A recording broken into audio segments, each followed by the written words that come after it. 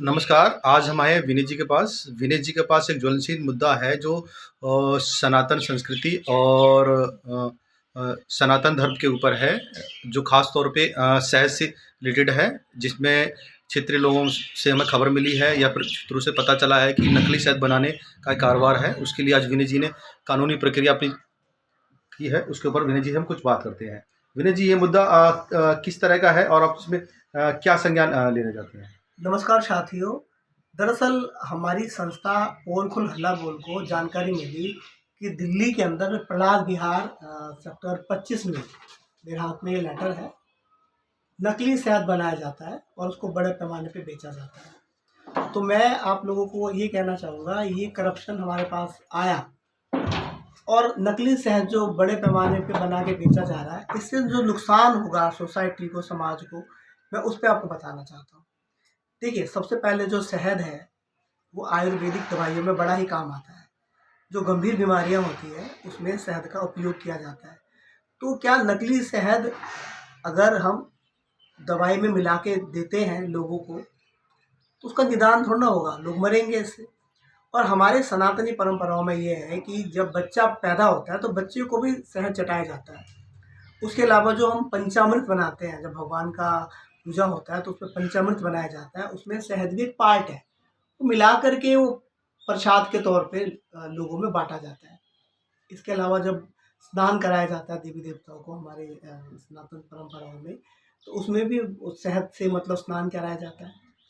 मेरे कहने का मतलब ये है कि आप जो नकली शहद जो ये बना के बड़े पैमाने पे दिल्ली में बेचते हैं, इससे लोगों का नुकसान तो होगा ही होगा, और इससे जो हमारी जो सनातनी परंपराएं हैं वो भी हर्ट हो रही है।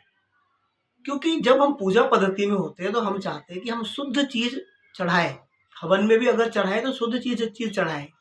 अगर घर में बच्चा पैदा हुआ, एक बच्चा पैदा हुआ, पैदा होने के 24 घंटे के अंदर बाद उसको शहद चटाया जाता है। अगर जहरीला शहद बच्चे को चटा दिया जाएगा तो बच्चा तो अपने आप में ही मतलब ख़त्म है।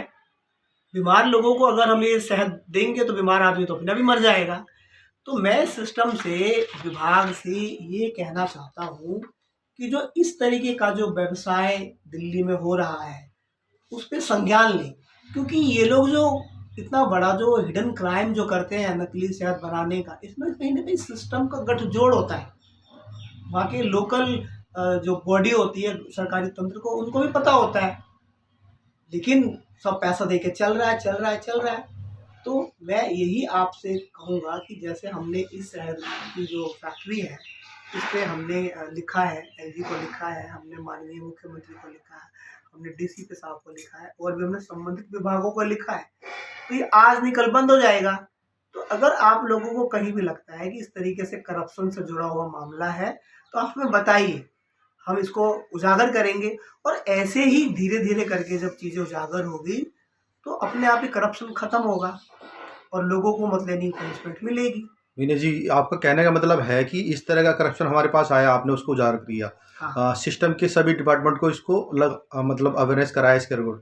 आप चाहते हैं कि वहाँ के जो क्षेत्रीय मतलब कहीं भी जो आसपास में इस तरह का कोई करप्शन हो रहा है, भ्रष्टाचार या घूसखोर हो रहा है या फिर मिलावटखोर हो रहा है, कि आप हमें उसकी जानकारी दें। हम हमारी जो संस्था पोल को लल्ला बोल उसके माध्यम से उसके ऊपर ठोस कार्रवाई करेगी। बिल्कुल करेक्ट। कहीं भी अगर करप्शन आपको दिख रहा है किसी भी प्रकार का, कोई अगर नकली मावा बन रहा है, कोई नकली घी बन रहा है, कोई नकली चीज़ बना रहा है, तो आप उसकी जानकारी हमें विद एविडेंस दीजिए।